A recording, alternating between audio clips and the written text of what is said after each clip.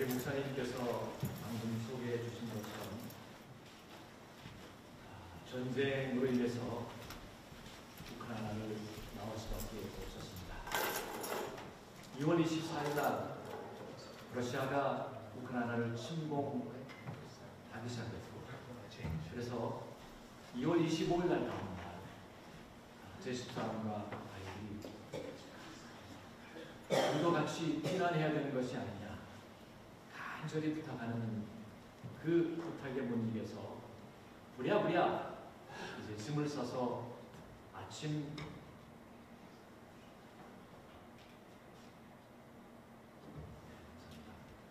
9시에 이제 키예프를 탈출해 국경을 향하여 자동차를 몰고 오기 시작했습니다.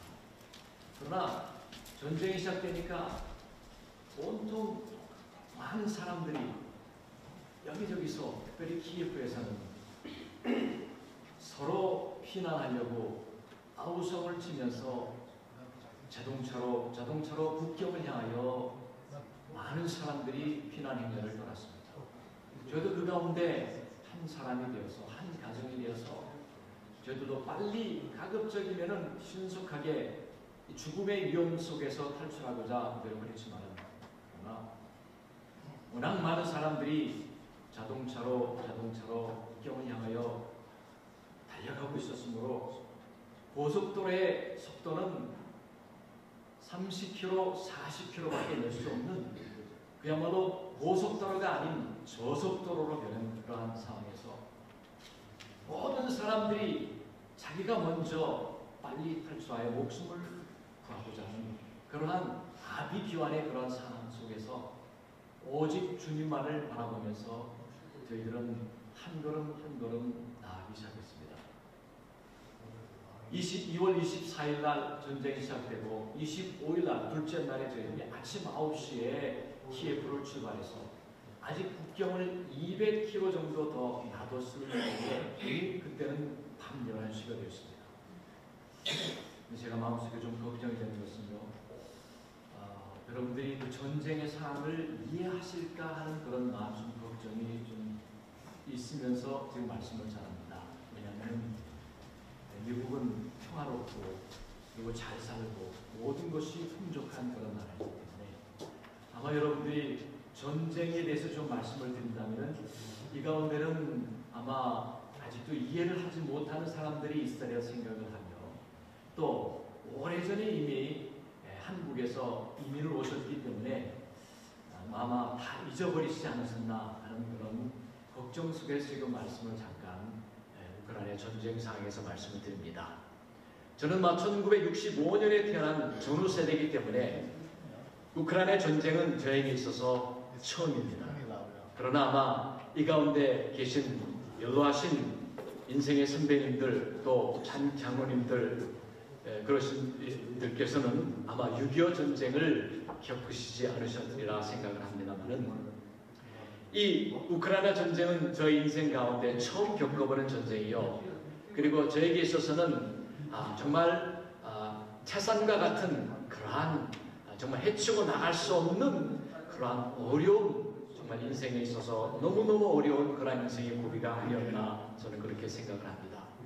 그래, 이제 밤 11시가 되었을 때도 아직 국경은 아직 200km 정도가 남아있는 그런 상황이 되었습니다. 왜냐하면 고속도로에는 많은 차량들이 이미 있어서 빠른 속도로 국경을 통과할 수가 없었고, 그래서 저희들이 이제 국경 근처에 약 200km를 남기고 도착했을 때에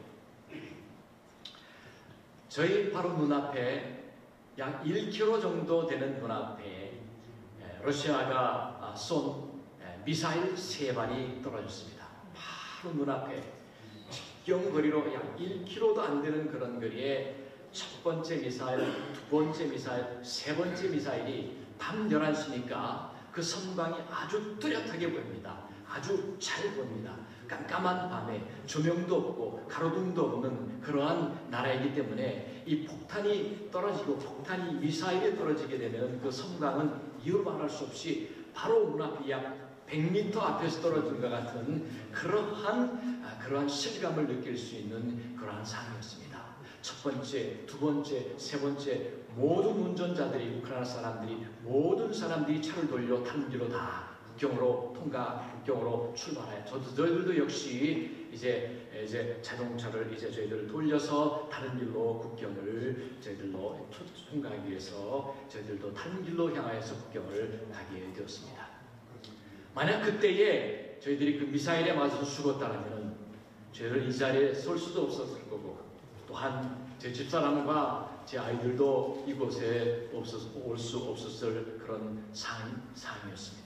그러나 하나님께서는 저희들의 생명을 그 미사일 폭격 속에서 지켜주시고 구해주셔서 사망과 그리고 이 죽음의 위험 속에서 하나님께서 저희들을 지켜주셔서 저희들을 살려주셔서 아직까지도 하나님의 뜻이 있고 또 뭔가는 하나님을 위하여서 할 수 있는 일이 있기 때문에 하나님께서 저희들을 살려주셨다라고 그렇게 이 시간에 여러분들 앞에 간증하며 고백을 합니다.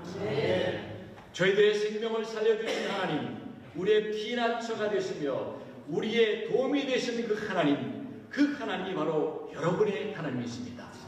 우리들의 생명을 죽음 가운데 건져주신 그 하나님이 여러분들이 어떠한 죽음과 사망의 공포 속에서 여러분이 지나간다 할지라도 시편 23편 4절에 기록된 것처럼 내가 사망의 음침한 골짜기를 걸어간다 할지라도 해를 두려워하지 않을 것은 주의 지팡이가 주가 나와 함께하며 그의 지팡이와 막대기가 나를 안위함이라라고 시편 기자 다윗은 고백하고 있습니다. 우리가 다윗을 생각하면 다윗은 얼마나 많은 죽음의 고비를 걷는 사람인지를 블레셋과의 싸움에서 그리고 이웃에 있는 많은 적들과의 싸움에서 죽음의 고비를 여러 번 넘긴 사람이지만 그러나 하나님께서 그 죽음의 고비 때마다 살려주시고 지켜주시고 생명을 연장해 주심으로 말미암아 그가 이스라엘 왕이 되어서 그 다윗의 후손을 통하여서 바로 메시아 예수 그리스도가 이 땅에 오셔서 그 예수 그리스도를 통하여 온 인류가 죄를 사함을 받고 영생을 얻는 그러한 놀라운 축복의 반열에 들어선 사람이 바로 다윗이라는 사실입니다.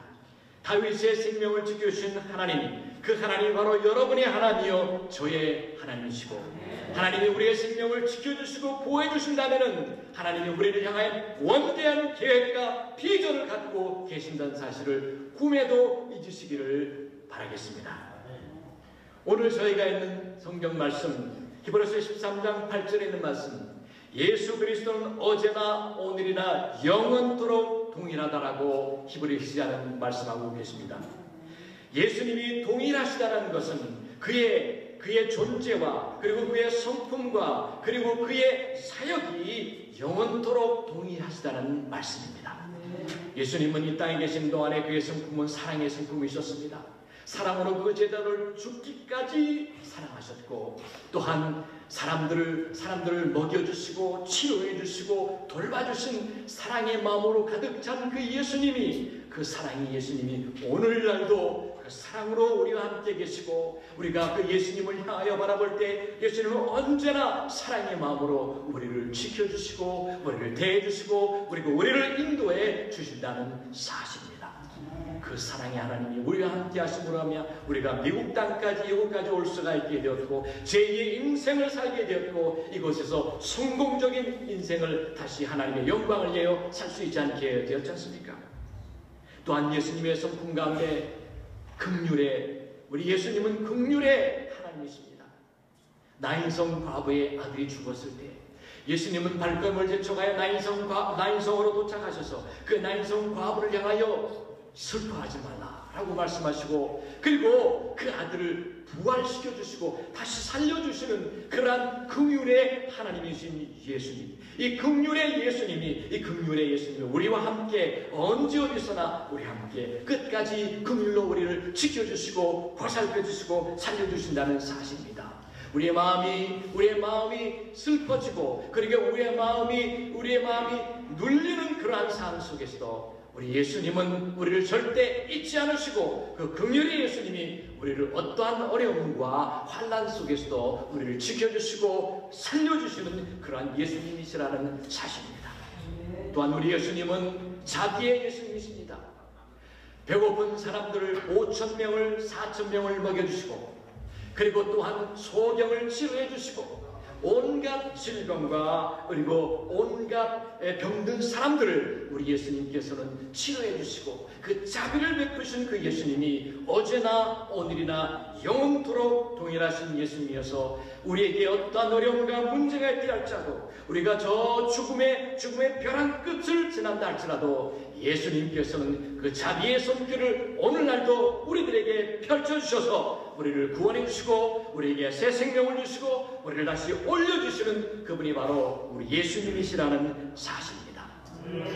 이렇게 우리 예수님은 그 존재에 있어서 영원토록 영존하시는 우리 예수님, 알파야 오메가요, 처음과 나중이시요, 그리고 언제나 살아계시는 그 예수님, 죽을 수 없는 예수님, 죽음 가운데서 다시 부활하신 예수님, 그래야 우리와 함께 영원토록 하시는 그 예수님, 그 예수님의 존재가 어제나 오늘이나 영원토록 동일하시며 또한 그의 성품이 어제나 오늘이나 영원토록 동일하시다라는 사실입니다. 또한 더 나아가서 예수님이 하신 그 사역, 2000년 전에 하신 그 사역을 예수님은 오늘날도 동일하게 그 사역을 진행해 나가고 계신다는 사실입니다.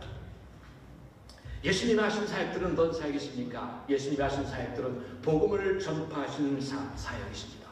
예수님은 회개하라 천국이 가까웠느니라 라고 하시면서 복음을 전하셨습니다. 이 복음은 누구든지 회개하면 죄를 사함받고 누구든지 예수를 믿으면은 구원을 받고 영생을 얻는다는 이 복음을 예수님은 2000년 전에도 전하셨고 그리고 오늘날에도 많은 설교자들과 그리고 전도자들과 그리고 많은 기독교인들을 통하여서 예수님은 이 복음을 오늘날도 전하시고 계신다는 사실입니다. 예수님은 우리를 사랑하고 계시고 어느 한 사람도 한물만 받기를 원치 않으시며 모든 사람들이 여전히 구원받기를 원하셔서 복음을 전하고 계십니다. 또한 예수님께서 하신 사역은 이 치료의 사역이십니다. 예수님은 온갖 질병을 다 치료하셨습니다. 마태복음 4장 23절에 보면 예수님께서 모든 질병과 모든 연약한 것을 다 치료하셨다라고 기록이 되어 있습니다.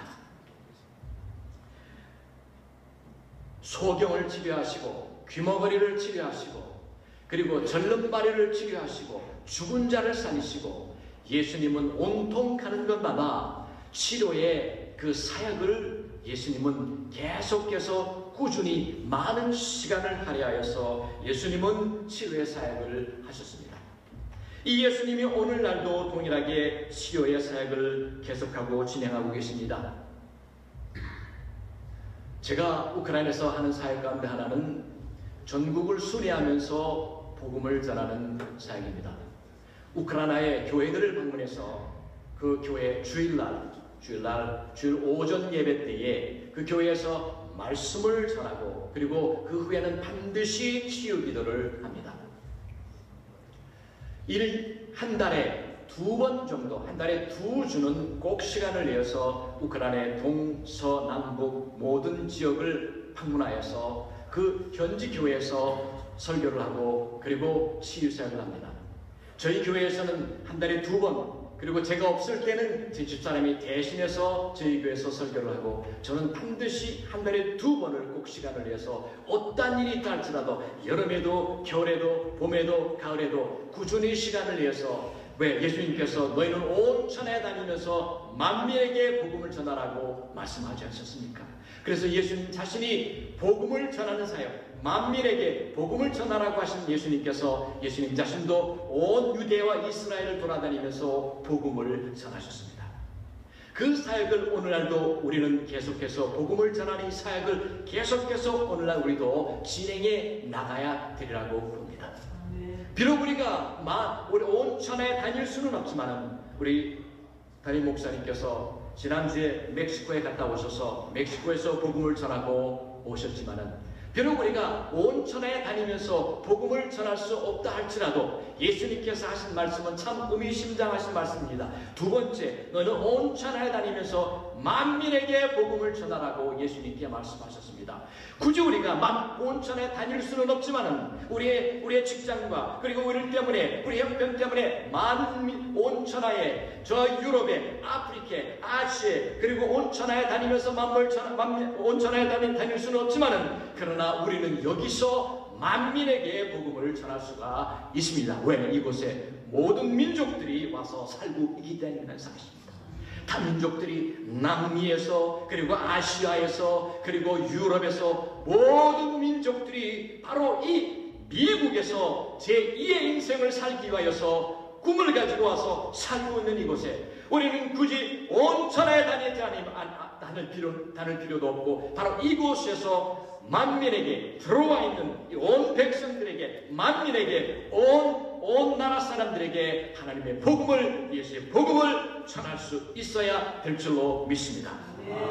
그것이 바로 하나님께서 우리에게 주신 비전이요 그것이 바로 우리가 이 땅에 살고 있는 존재의 목적이라고 생각을 합니다. 우리만 잘 먹고 살 것이 아니라 이곳에 들어와 있는 아직도 예수를 알지 못하고 죽어가는 저 생명들에게 예수 전하여서 살리고 그리고 그들과 함께 저 천국에 들어가는 것이 바로 우리의 인생의 목적이요 그리로 하나님께로 부름받은 우리에게 소명이라고 생각을 합니다. 예수 그리스도께서 친히 온 이스라엘을 다니면서 복음을 전하는 이 사역을 오늘날도 우리도 온 천하에 다닐 필요는 없지만 바로 이곳에 있는 장터에 가든 슈퍼에 가든 아니면 파크에 가든 어디를 가든지 간에 바로 예수를 증거하고 생명을 구원하는 일에 우리가 힘써 전진해야 될 줄로 믿습니다. 저는 택시에서 전도하는 것을 참 좋아합니다. 간혹 제가 이제 아까 말씀드린 때도 우크라이나 전국을 순회하면서 설교하는데 간혹 비행기를 타고 우크라이나 땅이 워낙 넓기 때문에 경비행기를 타고 이제 다른 도시를 가는 적도 있습니다. 또한 이제 한국이나 다른 나라로 컨퍼런스를 참석하기 위해서 갈 경우에 간혹 비행기를 탈 때 저는 그 택시 안에서 반드시 전도를 합니다. 물론 모방전도도 하지만은요. 그럼 이 택시 기사는 제가 공항에 도착할 때까지는 제 말을 꼭 들어야 됩니다. 저를 내려놓고 갈 수는 없습니다. 아주 좋은 찬스입니다. 그래서 저는 공항에 도착할 때까지 이 택시기사에게 전도를 합니다. 예수 그리스도가 누구시오? 예수 그리스도가 우리를 위해서 어떤 일을 행하셨는가를 처음부터 끝까지 그렇게 전도를 하면 도착할 때쯤 되면은 이제 영접 기도를 시킵니다. 그러면은 예수를 영접하고 그리고 구원을 받습니다. 제가 공항에 갈 때 택시 안에서 모든 택시기사들에게 전도를 했는데 거의 99% 택시기사들이 다 회개하고 차 안에서 핸들을 붙잡고 눈을 뜬 채로 예수 그리스도를 영접하고 받아들였습니다. 예수님께서 말씀하시기를 너는 온 천하에 다니면서 복음을 전하라. 예수님이 하신 사역 복음 전파의 사역을 우리들도 때를 얻든지 못 얻든지 어디를 가든지 공원을 가든지 가게를 가든지 아니면 어디를 가든지 학교를 가든지 대학을 가든지 예수를 전하고 예수의 향기가 그리고 소금과 빛의 역할을 하여서 예수를 전할 수 있는 저희들이 되시기를 예수님의 이름으로 축원합니다. 아멘. 또한 예수님이 하신 사역은 이 치료의 사역 두 번째 사역 말씀을 드렸습니다마는 예수님은 어디를 가시든지 간에 이 치유하는 사역을 하셨습니다. 그래서 저도 전국 순회 사역을 할 때에 반드시 치유 기도를 합니다. 왜? 하나님이 살아계시면 하나님의 살아계신 것을 보여주셔야 하시니까요. 예수님이 살아계신 것을 보여주셔야 하니까요. 예수님께서 병든 자를 고친 것처럼 저도 역시 여전히 설교 후에는 반드시 치유 기도를 하곤 했습니다.